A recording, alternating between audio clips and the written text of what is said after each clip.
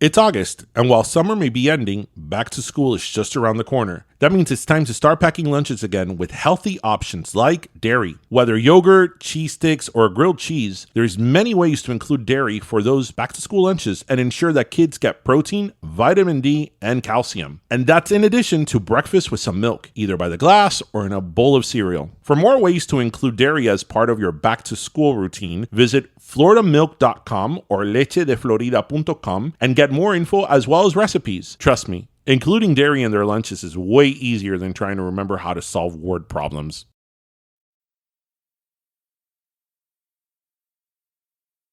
This is DJ. And this is Ish. And this is Season 6 of Pero Let Me Tell You.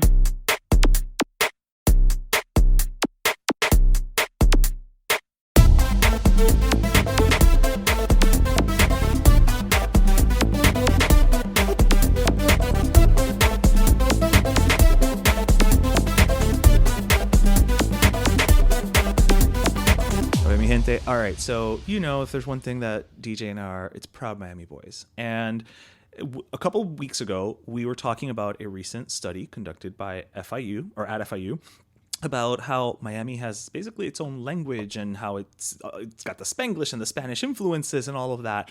So, we like to be trendsetters here. And so today we have the author, or I think co-author of that paper, who we actually got in touch with because we posted about it and he reached out and said thanks, and we said come on the show because we've got to talk about this. We have FIU professor of linguistics and English Phillip Carter with us today. Thank you so much for joining us, man. My pleasure. Thanks for having me on. And I was saying right before the interview started, this is the first time that a post of ours has become an interview. Yeah, has turned into an interview. It trickled to an interview. The magic of social media. I know, right? So, we're really excited to have this conversation because prior to your official study, that was something we would always say kind of jokingly and in jest, like, oh my gosh, in Miami, we talk our own type of language. And, everybody has like a story of like maybe when they were outside of Miami and in other places, people like maybe questioned them a little bit. So when we saw that there was actual real research done by a major university with people behind it, talking about this and showing this, we were like, wow, we got to look into this. Our anecdote had footnotes now, is basically what it came down to.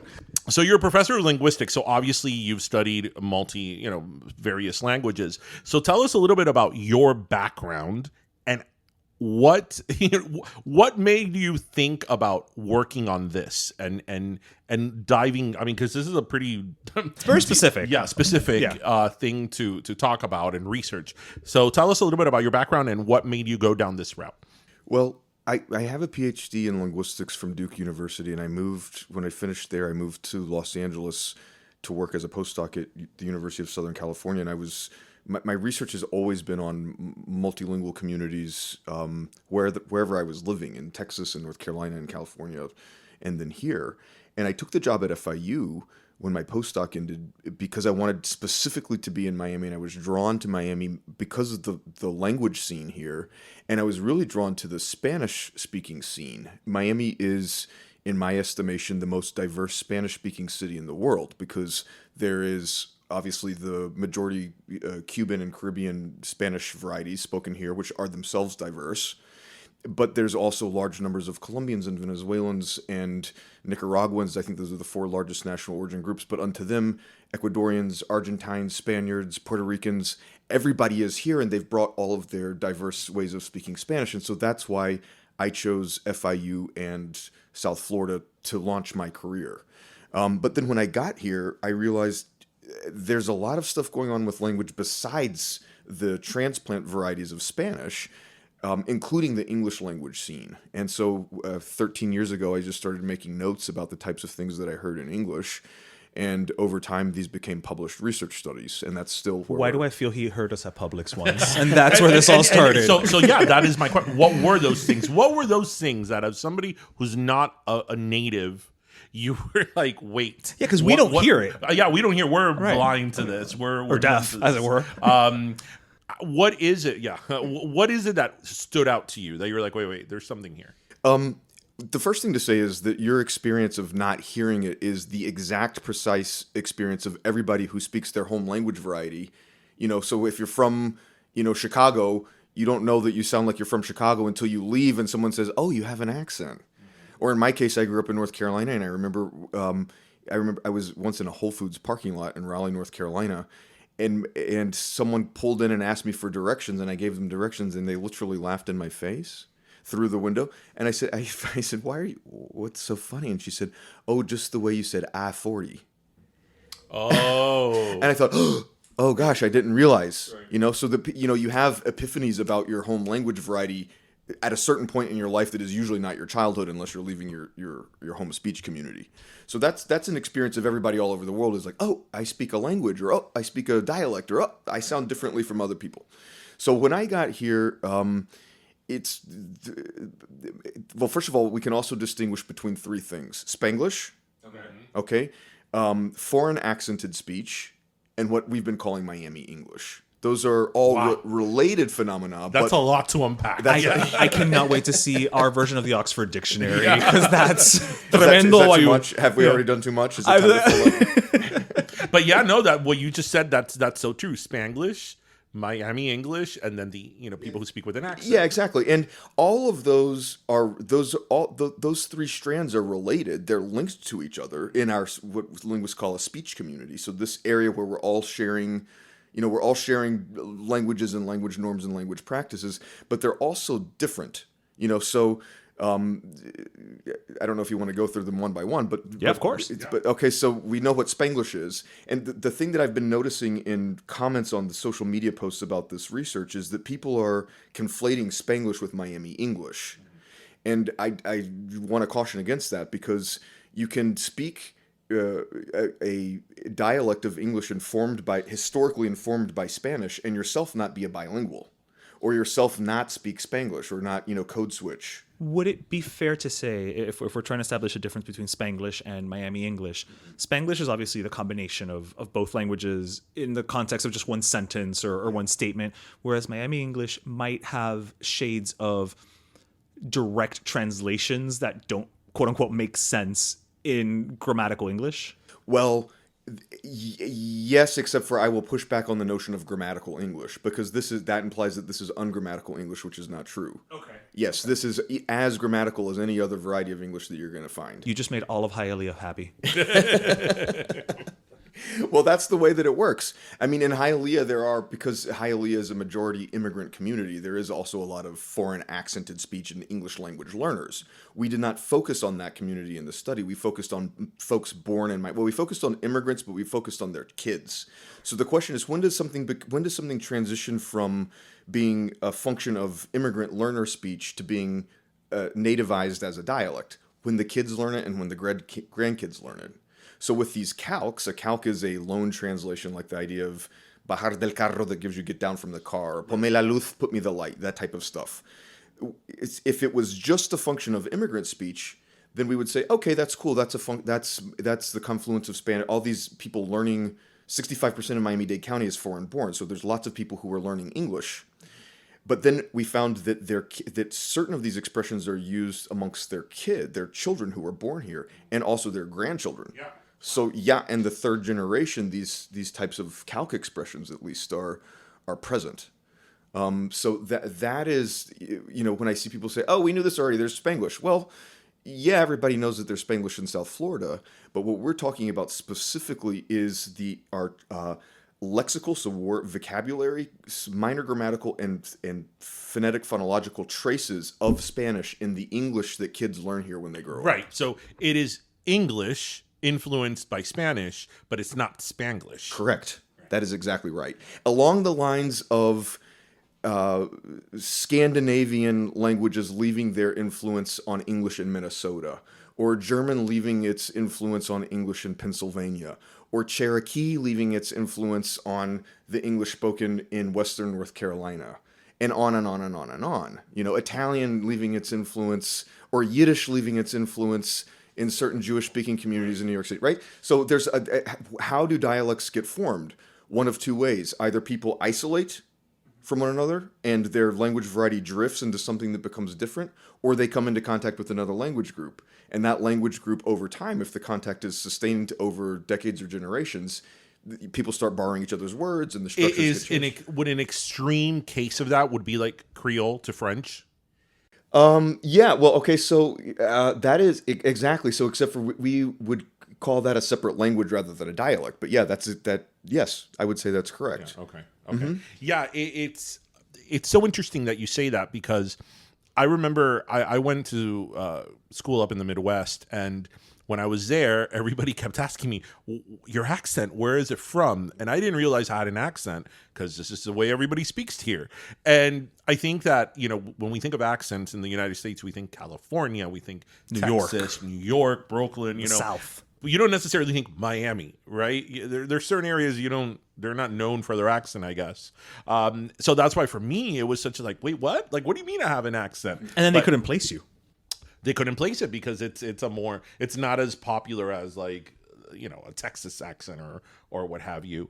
So I wanna talk a little bit more about that. You said about how the influence on second or third generations and on that it becomes part of the way they speak English, the English language. Give us some examples of that, because like one of the most common ones that we always use, it's a slang, unfortunately, and it's a curse word. But the whole in Spanish you say a lot comiendo mierda, which translates to eating shit. Yes, we studied that. Yeah, Really? Yeah. But that's one of those things that again we say it here And that's not going away without anytime even soon. without even thinking about it, but then people don't use that term. So give us some, maybe Yeah, and more. that one is also a lot of these well, first of all, let me clarify that the dialect is not only the word choices; it is also the sound system. And so we published a paper 3 years ago where we studied the vowel system of Miami English and the vowel pronunciations of words, which are overwhelmingly the same as vowel pronunciations anywhere else in American English, except for there are a few subtle differences where we are able to show that it's likely Spanish influence. Spanish has a 5 vowel system, and American English has like a 14 vowel system. So there's certain places in which we call them shapes. The shape of the vowel is a little bit more like Spanish than it would be, say, elsewhere in a place where the English is not influenced from the Spanish. So it's not only the words, but it is also the words. And certain of these calc expressions, these loan translations like get down from the car, are used elsewhere in the United States in Latinx majority communities. So people have been writing to me over the past couple of weeks saying, oh, we use this in LA, or we use this in New Mexico, or we use this in Albuquerque, we use this in Phoenix and Chicano communities, or Salvadoran communities. And also it happens to be the case that in French, you also get down from the car. So in New Orleans, it's common for folks, even who are not French speakers or have French heritage necessarily, to say get down from the car. And Haitians here are telling me, oh, we say get down from the car, because Creole has taken the French notion of getting down from the car, which then gets calqued into English. Yeah, that is just so fascinating. And you mentioned the vowels. Is that also like, obviously Spanish and English have very different speech patterns and rhythms. Mm-hmm. Does that also we bleed studied into the rhythm. it? Yeah, we literally measured timing of speech, and so we discovered that the speech that we measured is a little bit more timed like Spanish than the speech of non-Latinxes in South Florida. When we looked at African Americans and non-Hispanic Anglo whites, the Cuban American speech was timed a little bit differently. It's like a little more like sing-songy as opposed to like staccato? No. It's more like it's more about like having shorter syllables that recur at regular intervals, as opposed to having syllables of various lengths recurring at different intervals. Yeah. As far as Spanglish goes, is Spanglish, I don't know the right term to use as a phenomenon, but is Spanglish something that is more prevalent in South Florida than in other areas with a high Latin community, like let's say in LA or Texas even? Because I may be completely incorrect. I don't see or hear other people in other parts of the country that are Latin and speak Spanish combine the two as much as we do, but I mean, maybe they do. I just haven't noticed. Is it more prevalent here than in other places? I don't think so. No. I think your observation is correct that you don't see it, and that's because the culture erases it. I think that we don't have Like in public. Yeah, I think that we don't, or mainstream. I'm going to invoke white hegemony. The mainstream white hegemonic U.S. culture erases linguistic difference in general, and also is not attuned to the language dynamics in Latinx majority communities. I did research on the Mexico-Texas border where people have been speaking Spanglish for a very, very long time. They've been there a while. Yes, and multiple generations of people are speaking Spanglish, and it is, I would say, more down the line than even here. And by that I mean it's really integrated, and that is 100% the way that people talk in that community. But likewise, in LA, if I lived in a Mexican neighborhood, the people are moving between English. Well, you can think about it this way also, the bilingual continuum. That's on the bilingual continuum in Spanish-English bilingual communities, that some people are English dominant, some people are Spanish dominant, and there are a lot of people in the middle. And those people in the middle are kind of like language brokers who are going between this pole and that pole and kind of sewing everything together.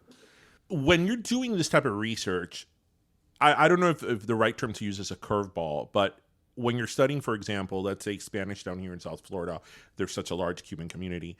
Within Cubans, they speak very differently. Like my family got here 40-some years ago, so we speak Spanish a certain way. Cubans that just get here or have been here, let's say, less than 10 years. But even people who got here when your parents, like depending on where you're from on the island. Right. But this is also because a lot of people say that in Cuba, language has changed generally, not just regionally, generally. Maybe impacted by the social changes in Cuba.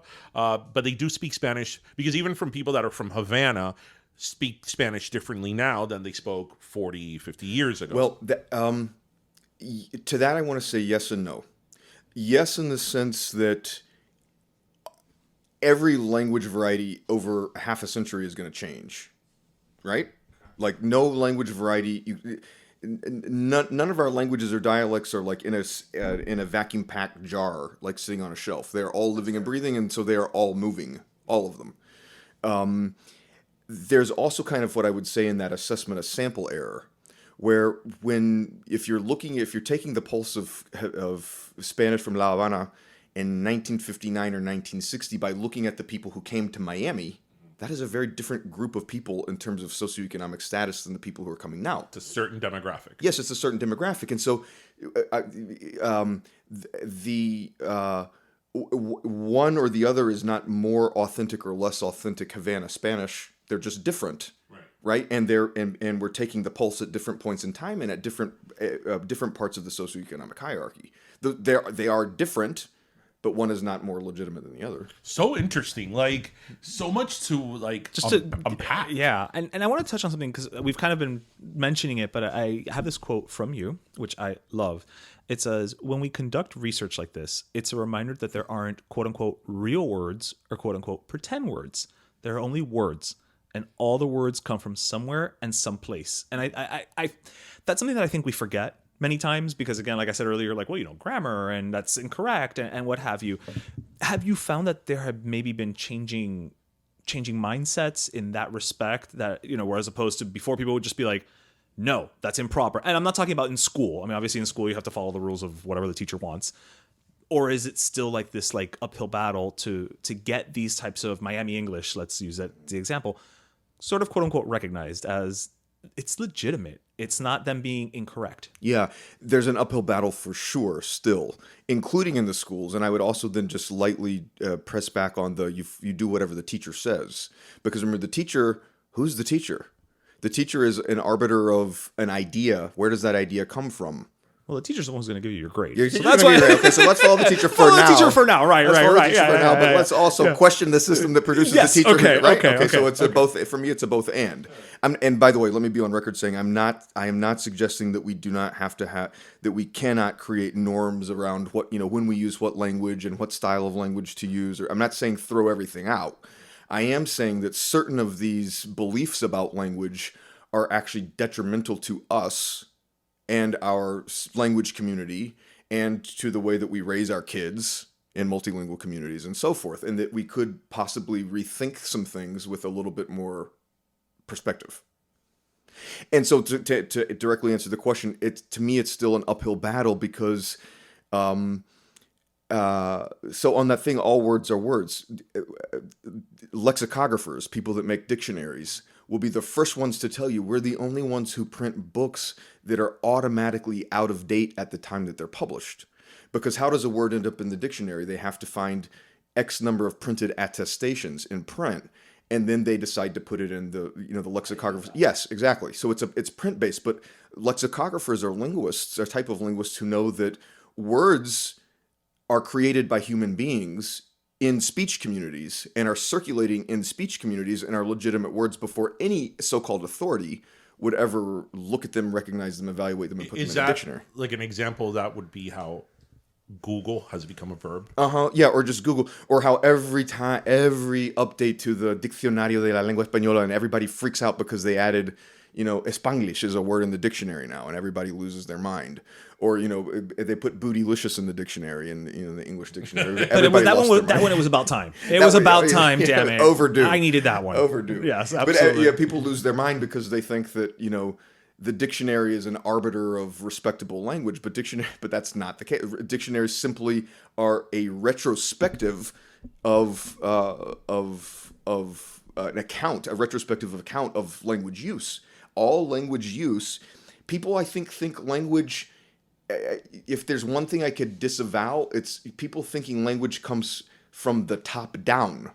That there's an authority who, or like God, or like some kind of authority who creates language, and then everybody else kind of screws it up. But that is, and you're like, you're missing the target, or I speak bad, or the people who tell me I speak bad Spanish or I speak bad English. No, you don't. Who said that? Language always comes.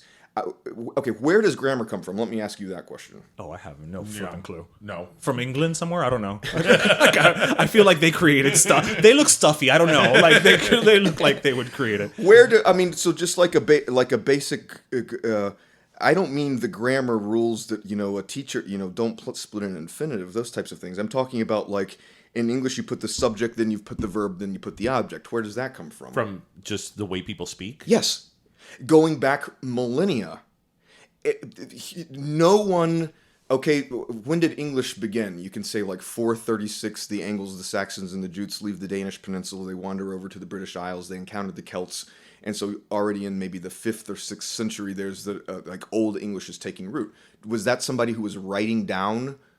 Was that some authority creating rules? No, it was people, human beings using their evolutionary endowment for language, including the principles of general cognition that allow us to chunk things, order things, put things together, using the apparatus of the evolutionary endowment of our vocal apparatus to start cognizing the world through spoken language. And the grammar emerges from the people, right? Always. So it is always from us up.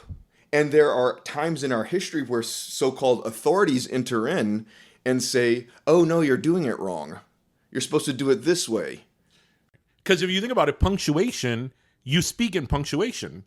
Yeah, like with pauses and things like that. And all that. Okay, this is where a comma would go. And I'm excited. There's an exclamation point. Yeah. Wow. That's a very interesting way of putting it, that it's from the bottom up, not the top Yeah, it's from down.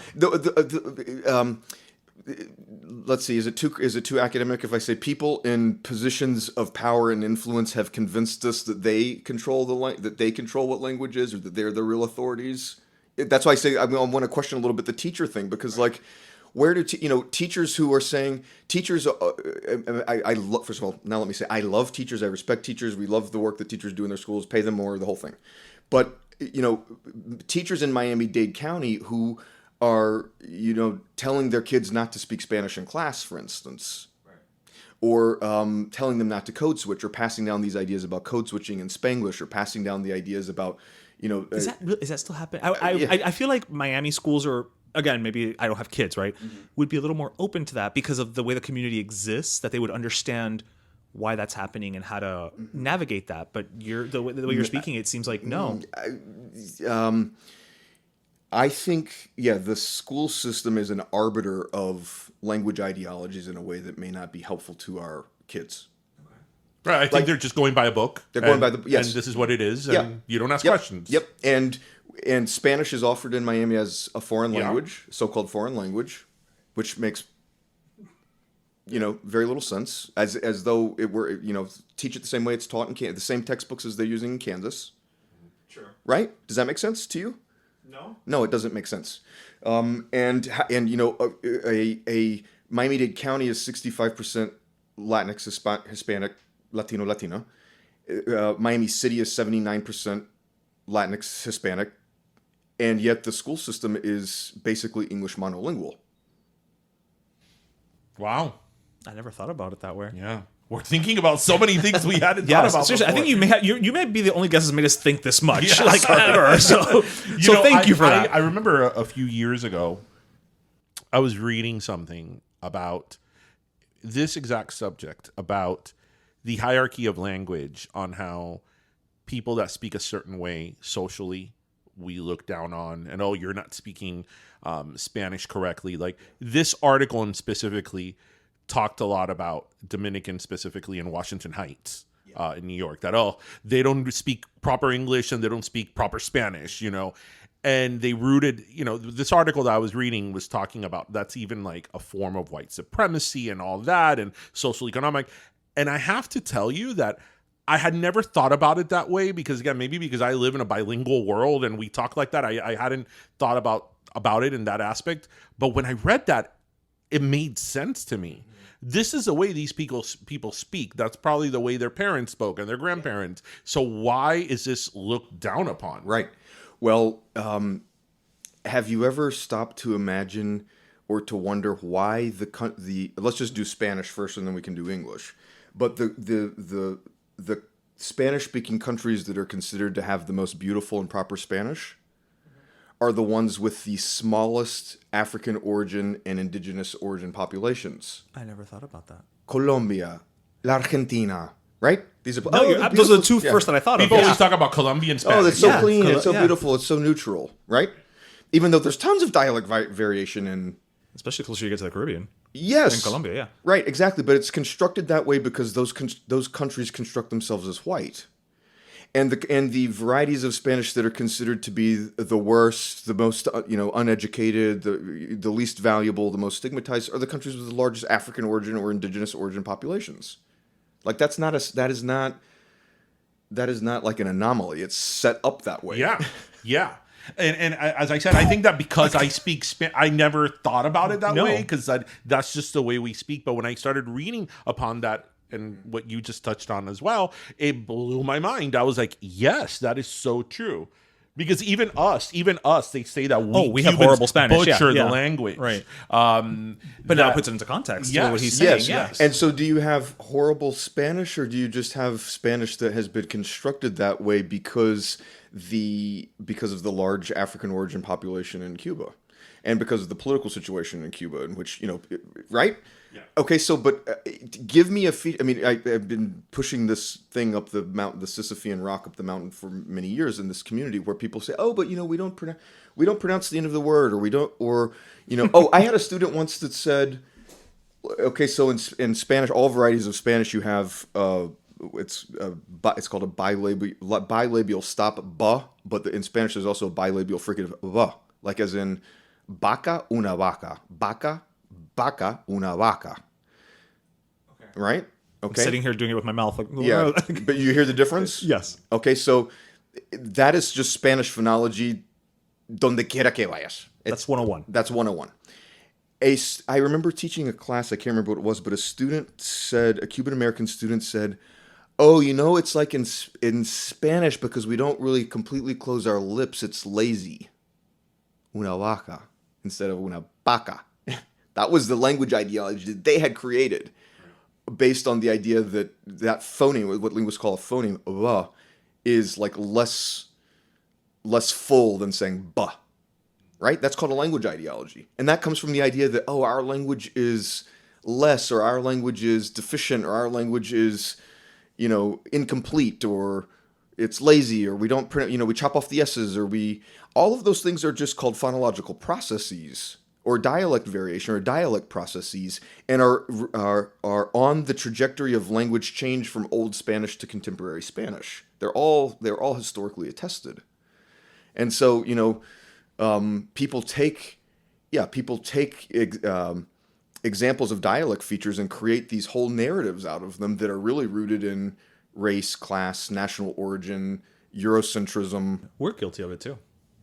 Well, I mean, yeah, amongst ourselves, like, we kind of carry that, like, our Spanish isn't as pretty or as official or, as correct as. I think we kind of accept it. Yeah, we kind of were like, that's just Cubans. what it We is." don't speak nice Spanish, Right. Do you feel there's talking about this hierarchy, if you will? Do you think there's a bigger rigidity in Spanish than in English, in terms of what proper Spanish is versus what proper English is? In this community, for sure. In South Florida, for sure. And I think in the Spanish-speaking world, because remember, the Spanish-speaking world also has La Academia Real. Oh, that damn academia. Yes, that publishes the dictionary and that holds a lot of sway. And there are 27 member countries that have their own national academias. So there is a lot of, in the culture, there's the idea that there are authorities.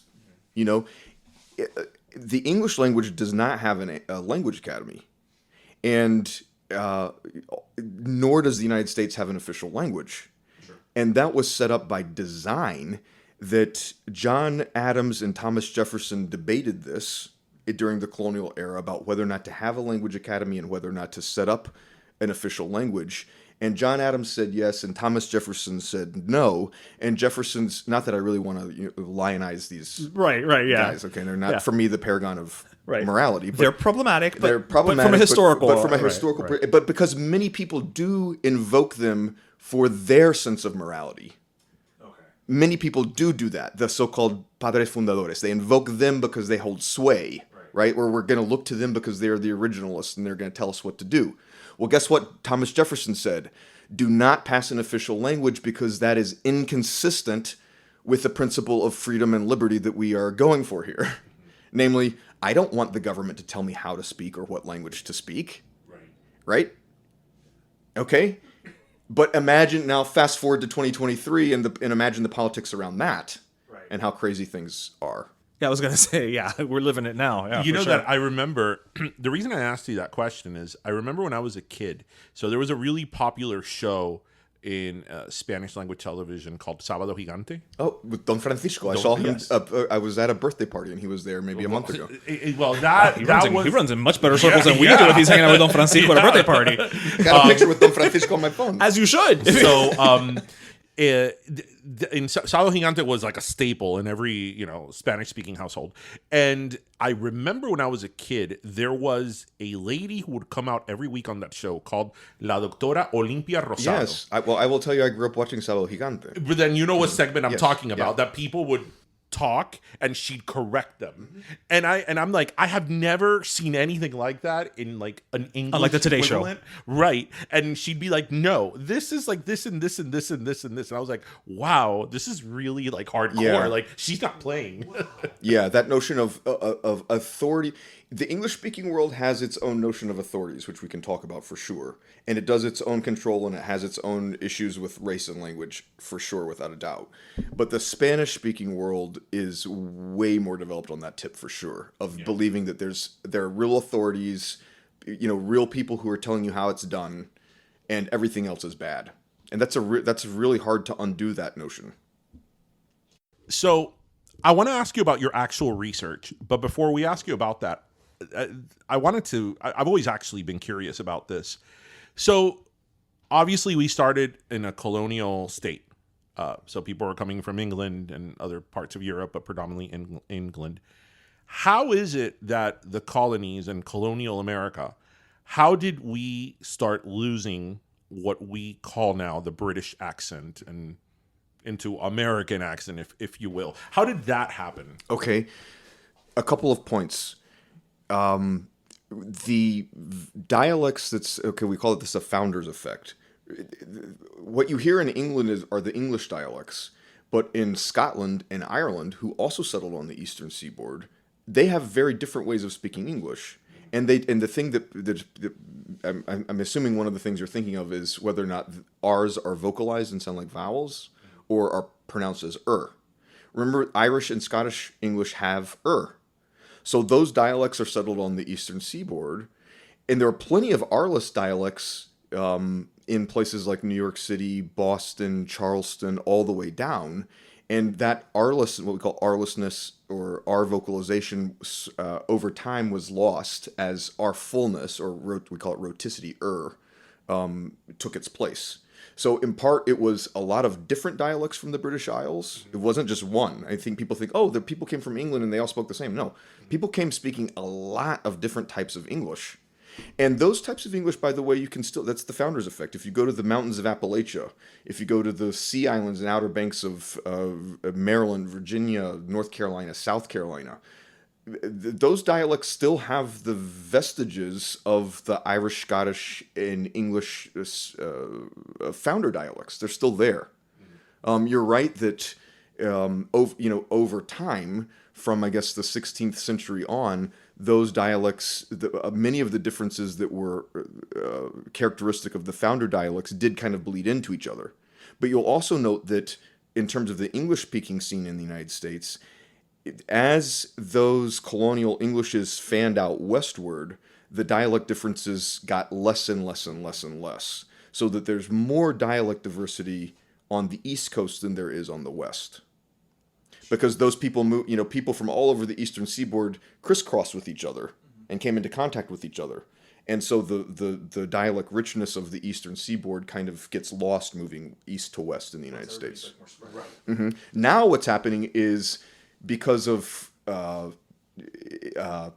social factors like social class, differences, geographic differences, changes are happening to make West Coast English sound more different from East Coast English, and linguists are studying that, but that's a separate phenomenon. Now, I also want to say, remember that in 1848, anybody want to tell me what 1848 was? The Treaty of Guadalupe Hidalgo was signed that ceded 55% of Mexico to the United States. That was Texas, Arizona, New Mexico, Colorado, Nevada, parts of Utah, parts of Kansas. All of that was Mexico. Oh, yeah. So let's be very clear that Spanish speaking has a longer history in the present day United States than English speaking does. Right. And that is a thing that is totally whitewashed from the history books. Right. Even look at the place names. Nevada. Una Nevada. Yeah. Right. Colorado. Yeah. Colorado, yeah. Nuevo it's Mexico. Not a mistake. No, it's not. And may we please do Florida. Yes. Yeah. Right? Yeah. Okay, so that is why I say, when Miami-Dade wants to talk about Spanish as a foreign language, I'm thinking, To who? Yeah. Like in what historical sense? And people love to fetishize St. Augustine, as a historical site, but I'm thinking, what language do you think they were speaking in St. Augustine? That's true. This is true. And the idea that another point to add, look at a map. Sometimes when I give talks, I like to show a map. Okay, so all right, United States outline, and here's the Florida Peninsula going into the Caribbean. But you can also take a screenshot of the Caribbean that just shows, like it's a square like this. Of course, your viewers can't see what I'm doing. Your listeners can't see what I'm doing. But it's, it's northern Colombia, Venezuela, it's Cuba, it's the whole Caribbean. And then you just see the little incy-beansy tail of Florida sticking into it. And so when you shift the focus from, the United States down, you see that South Florida is totally 1,000 million % Caribbean. Yeah. Which It's almost just a natural evolution of what it's always been. Yes, such that the Taínos, who were the indigenous inhabitants of South Florida, the Tequesta, are Arawakan people who are related to the Taínos of Cuba and Puerto Rico before they were obliterated by the Spanish. So this region, from even in pre-Columbian times, Arawakan folk were moving around here, right? So then it's English and Spanish, but it's not like this is the first moment of language mixture. in South Florida. Well, everybody likes to think they're the first. Everybody Yeah. likes to think that they just discovered this new phenomenon Yeah. of Spanish. Listeners, is here forever. this interview has been all about the learn. Yes, Because our yeah. motto in our podcast is listen, laugh, Listen, and laugh, learn. and learn. This has been. Do we need to laugh more? Or is this too heavy? No. We laugh in our. Listen, this is the learn. there've been some episodes. So I want to talk about the actual research. How you went about it, you and your team. So how did it start? Who was in your data pool? How did you get? How did that happen? How So did you this study, like I said, we've done a few different studies, but this particular, the prior study when we studied the vowel system, we were literally doing what linguists call sociolinguistic interviews. We were it could be this podcast that we're talking to people in an informal way and recording, and we go back and we analyze the speech. In that case, we were looking at vowels. I would hate to see what the results are from studying this podcast. Oh no! They have 250 yeah, some there's episodes. a lot of sample size there. I'll tell you that. Perfect. Yeah. My next paper. There- But in this case, you cannot. We were looking at lexical forms, words, and you cannot. How are you going to, in an hour long? Say you interview somebody for 45 minutes. How are you going to get them to say how they get out of the car or they get down from the car? You're never going to hear that, like in an interview. You can only either observe that by being in an authentic language situation, which I'm in all the time, and that's why I know people say this. But how do you account for it in research? So we did an experiment, a translation task, where we gave the sentences in Spanish to immigrants, their kids, and their grandkids, and we just had them translate them into English. And we did this over and over and over again. We tabulated percentages. That was the first part. So and naturally the immigrant generation, oye hijo, ponme la luz. They all put me the light. And then a little less in Gen 2 and a little less in Gen 3. But not always. For some of them, like get down from the car, that's people say that all the way through. And so then we did another experiment where we wanted to test. So the question is, we wanted to see, do these types of calqued expressions, these loan translations, get carried down into the speech of the Miami-born, right? So we answered that question. Then what linguists often want to know is, how are changes taking place in a speech community assessed by members of the speech community? Because if people are aware of a change and they evaluate it positively, it is more likely to become a durable aspect of the speech community. If they are not aware of the change, then the change is going to take place, te guste o no, right? Okay. But if they are aware of the change and they evaluate it negatively, it might get cut short. So we want to know, in other words, how does people's perception of these forms help us predict whether or not these things will stick around? Would a comparable, I don't know about accurate, but a comparable be like how South Florida Latinx is not really used. So it's one of those, like, we're very conscious about it. We shun it. We prefer Hispanic, whereas other areas have embraced it. Yeah, maybe, except for that one is so politicized and discussed that I wouldn't even call that a language change. I would call that like a case of language, like that's politics in language for sure. Okay.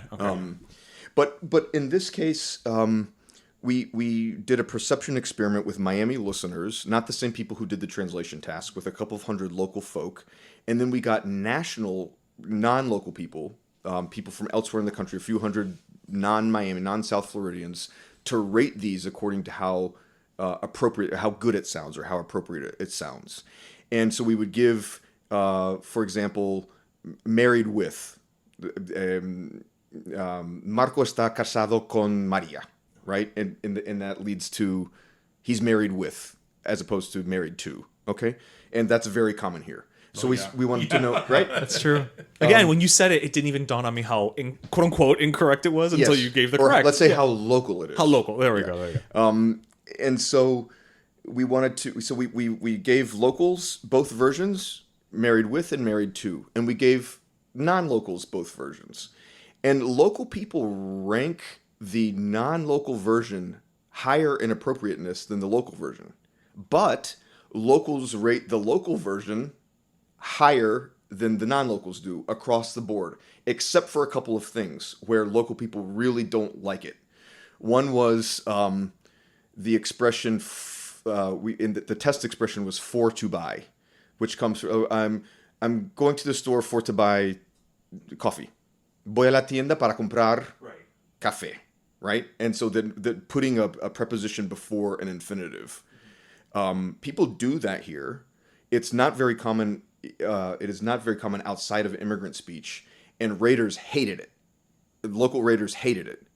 Local raters also an interesting one that people I know do, including native speakers of English, Cuban Americans born here. Thanks God.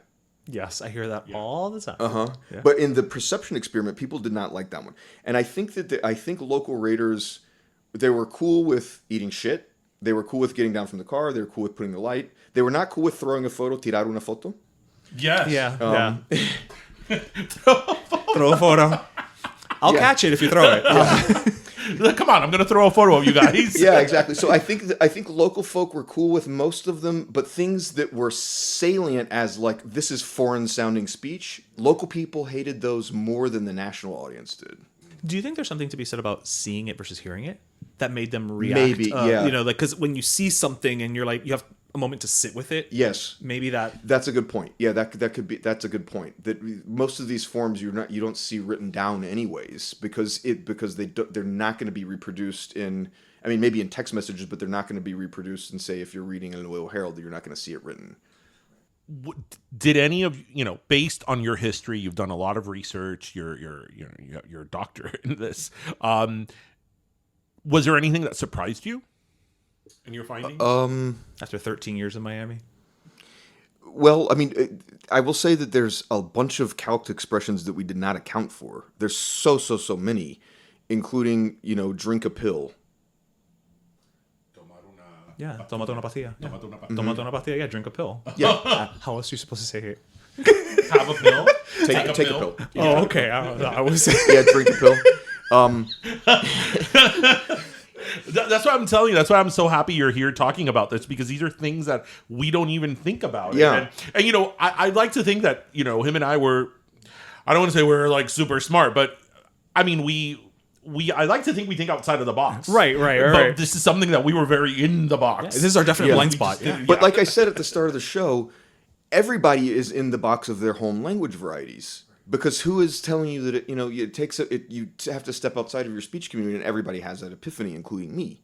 Some other forms that I wish that we had included that we did not, and that I don't know if we'll do a restudy or if we'll extend this or whatever. But eventually, I want to write about the verb to pass. In Spanish, pasar is so.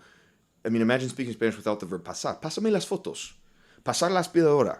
I mean, it's as endless. in, you're going to pass by my house? You're going to pass by my house. Because that is something that I would tell people all the time. Wait, is that not? In Spanish, you say, voy a pasar por la tu casa. casa. Yeah. When I was in Michigan, people would be like, are you just going to go in your car and drive by my house? Because I'd be like, I'm going to pass by your house. Because in Michigan, they would probably say you're going to come by. Right. You're going to come by. Right. But here, who in South Florida was going to say anything other than pass by? Right. I've never said anything other than I'm going to pass by your house. They would make fun of me. They would be like, so are you just going to go 5 miles an hour and pass by my house and be like, hi? Well, when this I was study like, came well, I don't out, feel too fun. a colleague of mine wrote me an email, a colleague from FIU who is not from here. She is not a Spanish speaker. She is not Latina Hispana. She wrote me and she said, this is amazing. This is like when people say, I'm going to pass by your office. I said, yes, that's exactly what it's like. Or, I'll pass you the money. If I owe you something on Venmo, I'll pass it to you. Yeah, right. Te lo paso. Or, you made some photos you took some photos at the party. Pásamelas. Right. Pass me the Pásame la photos. foto. Yeah. Yeah, I think the only time where we don't do that is like, la pasé lo más bien, because we don't say I passed it great. Yeah. But that's one of the few exceptions where. But what's your verb for con la aspiradora? Pasa la Pass the- aspiradora. Yeah, pass and the how about in vacuum. English? Pass the vacuum. vacuum. Yeah. Yeah, exactly. I'm going to pass the I'm vacuum. gonna pass the vacuum. Well, or you just say I'm gonna vacuum. I'm going to vacuum. But yes. you you're say, right, but you say I'm gonna pass the vacuum. vacuum. But you do find people here saying I'm going to pass the vacuum, whereas you would not likely hear that elsewhere. That is so awesome. I love it. This is honestly the kind of stuff that we live for, because we do live in this bubble, where we have the I don't know, deaf spot, because it's not a blind spot, and to hear these studies happen and see the results, it's like, oh shit. We want to recommend someone to you, and when if you do further research studying the Miami English, Lucy Lopez. I don't know if you know her. All recommendations. Yeah, she was on Power 96. She was a DJ for years. She's one of the most popular DJs here. But she takes pride at, like, she's your Miami girl. And, Wonderful. And she really, obviously, when she's doing a public appearance, she really steps it up. But she can have 3 dissertations. Be fine. And we love her and we know her, and she's laughing right now as she's hearing this. Let me ask you guys a question. When you go to the supermarket and you're paying in cash and they make change, say the total is $100 and you've given them 105. Well, now I'm going to say the damn example. You give them $106 and your total is 104.32. How are they going to give you the change back? El cambio. El cambio. El cambio. Yeah, but yes, el cambio if you're code switching to Spanish, but they're going to say to you 3 with 42. Oh yeah. Tres con 45. Right? But outside of Miami, it's going to be 346 without the with. Yes. Yeah. Because in Spanish, when you make change, it's always con dólares con céntimo, con centavos, right? And then, but in English, you don't say with, you just say 436. Right. But here, in commercial exchanges in Miami, people are saying, 4 with 33, 10 with 22, 12 with 75. I imagine that you must go everywhere and just like everywhere you go, because it's like a telepath. Like you're constantly. How do you shut it off, man? Like how do you shut it off? I'll tell you, my boyfriend is Cuban American, and so his family are constantly now writing these down for me and saying, things that they hear his mom say or his grandma say, or things that I don't have access to because I'm not necessarily in families, where people are using these forms. But he's writing, my mom said this and my mom said that, and so that's a source of. So now he went on and got his own sample. Yeah. That's what it is. It has to be a reliable sample, and that's the best way to do it. That's the best way. That's awesome. That's great. Yeah. So, Phillip, I mean, Lord, I could honestly just tie you to that chair and keep talking to you for like 6 more hours, because this is genuinely one of the most fascinating conversations I think we've had, not just on this show, but in general, because it's things we don't think about. But it takes that outsider to come in and be like, but you know what I really like? I really like that you said is that so many times, I mean, I imagine this is the case with a lot of communities that speak Spanish and English, but here in Miami, so many times we're led to believe that, that we speak the way we do because it's less than, and we're immigrants and all that. But I think that what you talked about in your research adds validity to it, that this is a language, this is how we speak, and unapologetically it's who we are, and it's an evolution of language, just like there's been 100 evolutions at different times in different, areas. So I think there puts a validity to it. Yes, I'm happy. I'm seeing that happen. Someone did a TikTok on this story that has been seen by like 2 million people and has thousands of comments. She literally just she summarizes my article, and the comments are so positive because it's people from South Florida who are saying versions of what you just said, that it feels good to be legitimate. And young people are sick of being told. Okay, so here's how I'll put it: the Miami-born people who grew up here, in my view as a linguist, have a linguistic toolkit that is overly abundant, overly rich, because you have your Spanish, you have your English, you have your Spanglish, you have your code switching. When I look at my boyfriend talk to in a dinner situation, when we go out to eat with his family, and he moves from his grandmother in Spanish, the waiter in Spanish, to his mom in English and his sister in English, and sometimes it's contingent on what the topic is. Navigating this big social scene using both, it's like dribbling a basketball, or like I think of like speaking one language is kind of like dribbling a basketball. Living in Miami, speaking both and knowing with whom, when, where, and what topic is like taking the basketball and doing like the Harlem Globetrotters and like passing it between your legs and spinning it on your finger, and then passing it back between. It is so much. It is a skill to be able to speak like that. And I speak Spanish and I speak English, but I do not have that skill because I did not grow up as a Spanglish speaker. It's so incredible you're saying that, because you know what example I'm going to say. When you guys went up the whole group went up to Oh, to Michigan. yes, that's right. Yeah. Back to my Michigan years. He talks about Michigan. There was a time that like all of my, the friends went up to Michigan, The Miami friends, yeah. Miami friends to visit me in Michigan, and I had gone to a party with like a bunch of my friends from up there, and these were mostly people from the Midwest, and they said that same exact thing you said as pertaining to your boyfriend's family. That they were like, you guys like switch mid-sentence and the way you speak and enunciate and all that is completely different than when you then turn around and speak to me in like a split second. And we were all like, this is just the way we speak. Like we have no... Yes. And imagine that the culture has taken that and transformed that into a deficiency. That the culture reads that as deficient language rather than as a gift. I mean, think of the cognitive complexity that is involved in being... And it's like...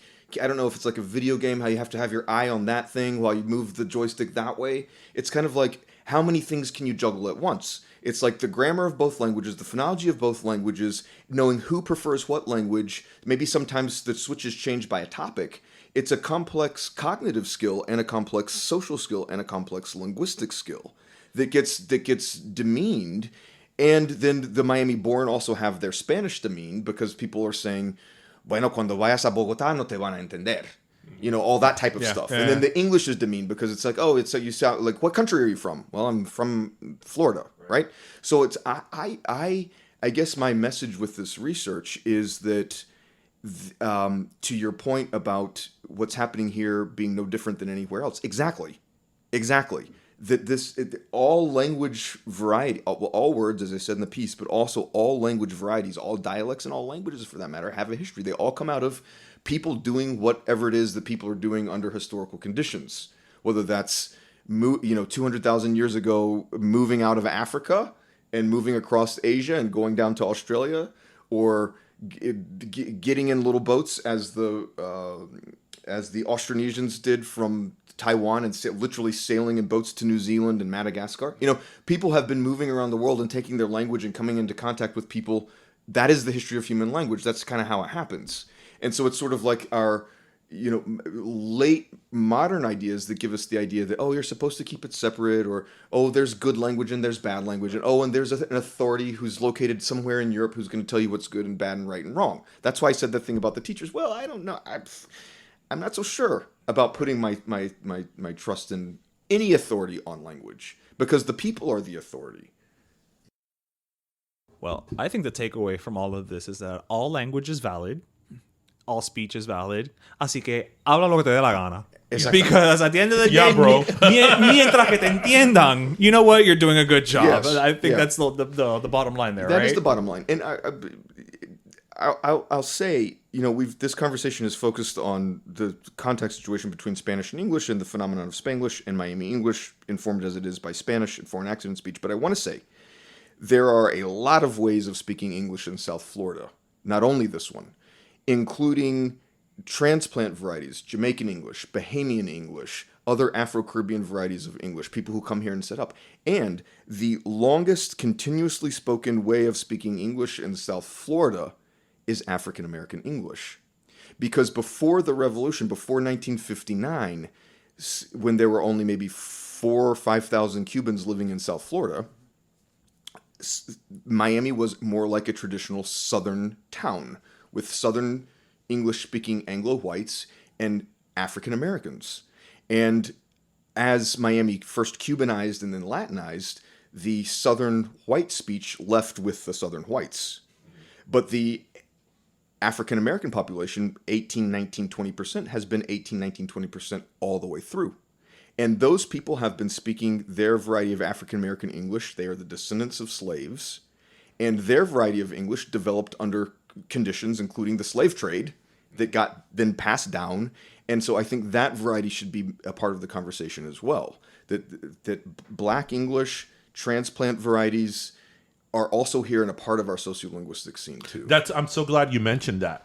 So glad that you brought that up, because just the historical context. It's something that people need to know when having this conversation, because you're absolutely right. The population has been more or less consistent, so they haven't gone anywhere. These are the descendants of the descendants of the descendants of the descendants. Yes, and so I think all the historicizing that we've done on Miami English and talking. Okay, so really it was. I mean, we can historicize it right now. 1959, the revolution happens. 1960, people start coming. Then 1970, more people come. Then the Marielitos. Then the Balseros.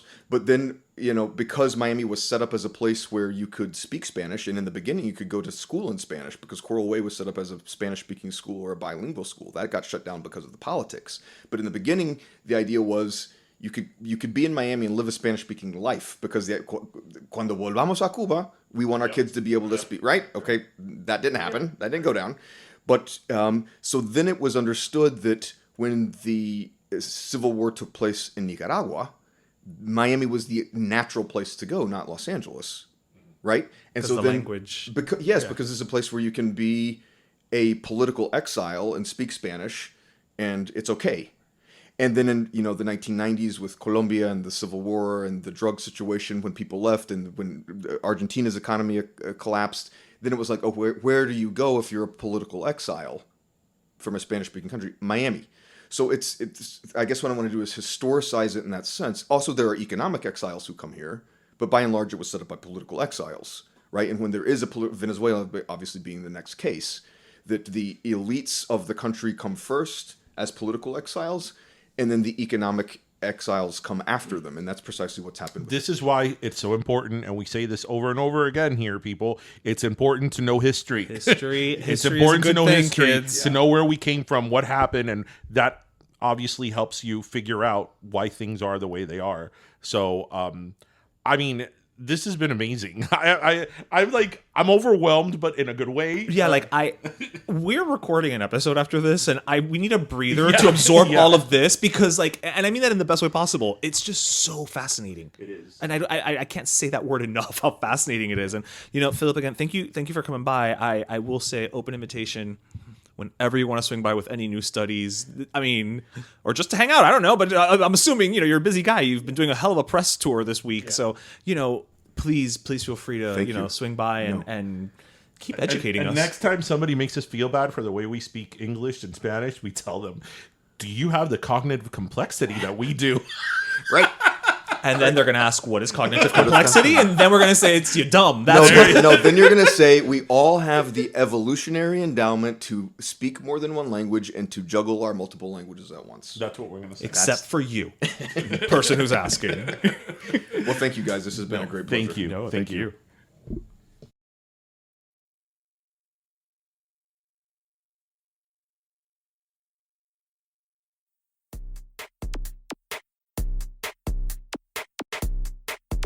Pero Let Me Tell You is co-hosted by Darian Borges and Ismaeliano, produced by Ismaeliano, and our theme, Pero Let Me Tell You Freestyle, is composed by Michael Angelo Lamleplex, the official gay guy. And don't forget to subscribe and leave us a review on iTunes.